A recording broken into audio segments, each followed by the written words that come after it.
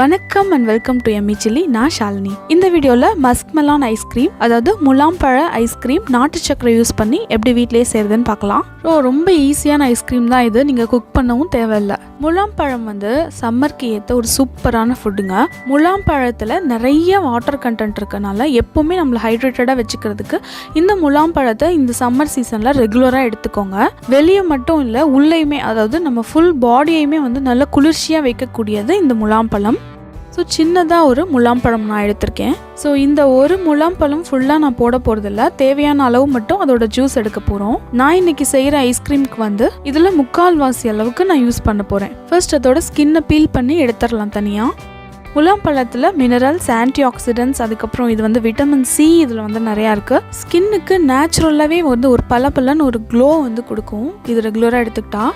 அதோட சென்டரில் இருக்க அந்த பார்ட்டை மட்டும் கட் பண்ணி எடுத்துடலாம். முலாம்பழம் கண்ணுக்கு ரொம்ப நல்லது, இம்யூன் சிஸ்டம்க்கும் ரொம்ப நல்லது. அதுவும் இல்லாமல் அந்தந்த சீசனில் கிடைக்கிற ஃப்ரூட்டை கண்டிப்பாக மிஸ் பண்ணாமல் வாங்கி சாப்பிடுங்க.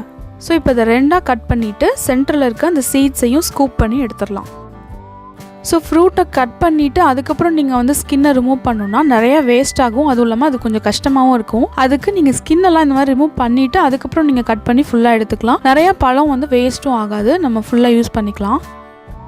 இந்த முலாம்பழத்துலேயே கூட நம்ம குல்ஃபி பண்ணலாம். அதாவது ஆல்ரெடி நான் குல்ஃபி வீடியோ போட்டிருக்கேன். அதில் நீங்கள் என்ன பண்ணலான்னா, அதாவது பால், வெல்லம் எல்லாம் போட்டு, கார்ன்ஃப்ளவர்லாம் போட்டு குக் பண்ணி எடுத்ததுக்கு அப்புறமா இந்த ஜூஸையும் அதோட நீங்கள் ஆட் பண்ணி பாதாம், பிஸ்தா, முந்திரி எல்லாம் போட்டு குல்ஃபியும் அதில் ரெடி பண்ணலாம்.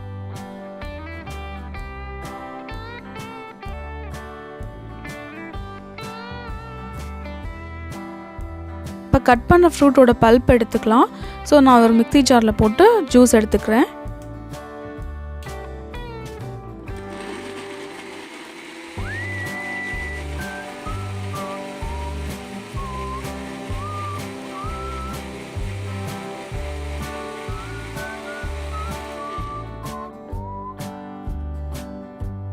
இப்போ பாருங்க, இந்த அளவுக்கு நல்லா பீஸ், சின்ன சின்ன பீஸ் கூட இல்லாமல் நல்லா அரைச்சதுக்கப்புறம் அதை தனியாக எடுத்து வச்சிருங்க இன்னொரு பவுலில். இன்னைக்கு நான் அமுல் ஃப்ரெஷ் க்ரீம் வாங்கியிருக்கேன். ஃபர்ஸ்ட் டைம் என்னோட வீடியோவில் காமிக்கிறனால நான் இதை கிளியராக சொல்லிடுறேன். இதில் 25% தான் மில்க் க்ரீம் இருக்கு. ஸோ இது 1/4 லிட்டர் அமுல் ஃப்ரெஷ் க்ரீம். இது 57 ரூபாய் போட்டிருக்கு. இது 4 months வரைக்குமே நம்ம யூஸ் பண்ணிக்கலாம்.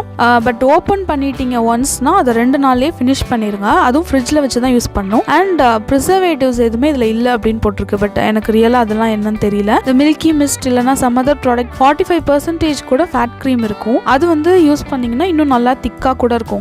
உங்களுக்கு எது கிடைக்குதோ அதை நீங்க யூஸ் பண்ணிக்கோங்க. இந்த ஃபுல் 250 ml ஃப்ரெஷ் க்ரீமை நான் ஆட் பண்ணியிருக்கேன் மிக்ஸி ஜார்ல. அதோட நாட்டு சக்கரையும் ஆட் பண்ணியிருக்கேன். நாட்டு சக்கரை நான் 200 grams தான் ஒரு கப் இதில் நான் ஆட் பண்ணியிருக்கேன். நீங்க ஃப்ரெஷ் க்ரீம் எவ்வளோ எடுக்கிறீங்களோ அந்த அளவுக்கு நீங்க நாட்டு சக்கரையும் எடுத்துக்கலாம். சுகர் ஆட் பண்றதுனாலும் பண்ணிக்கோங்க, இல்லை வெல்லம் ஆட் பண்றதுனாலும் பண்ணிக்கலாம். இப்போ இந்த ஃப்ரெஷ் க்ரீம், நாட்டு சக்கரை 2யும் போட்டு இதையும் நல்லா அரைச்சிக்கலாம்.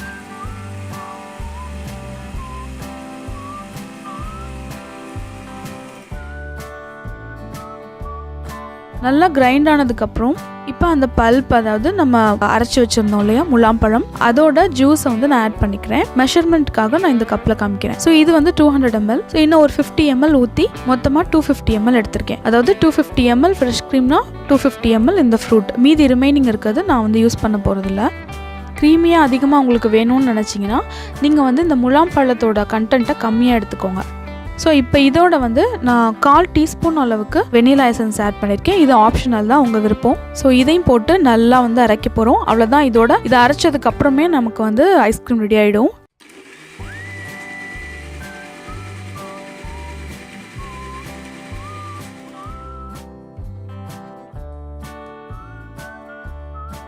ஸோ இந்த மாதிரி நல்லா க்ரீமியாக அரைச்சாச்சு. இப்போ இந்த மாதிரி உங்ககிட்ட டிஃபன் பாக்ஸில் இல்லைனா airtight container, plastic mostly avoid பண்ணுன்றதுக்காக தான் நான் இந்த மாதிரி யூஸ் பண்ணுறேன்.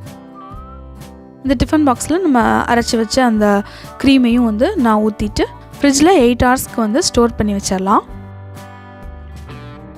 ஸோ நான் ஒரு 5 hours எடுத்துட்டேன். அதாவது 5 மணி நேரத்துலேயே நான் இந்த ஐஸ்கிரீம் எடுத்துட்டேன். ஸோ இது எப்படி இருக்குன்னு பாருங்கள். 8 hours நீங்கள் வச்சதுக்கப்புறம் கூட நல்லா ஃப்ரீஸ் ஆகிருக்கும்ல, அதை திருப்பி நீங்கள் மிக்சியில் போட்டு நல்லா கிரைண்ட் பண்ணிவிட்டு அதுக்கப்புறம் அதை ஊற்றி வச்சு நீங்கள் திருப்பி இன்னும் ஒரு 8 மணி நேரம் விட்டு எடுத்து அதுக்கப்புறம் நீங்கள் சாப்பிட்டாலும் அதுவுமே நல்லா க்ரீமியாக இருக்கும்.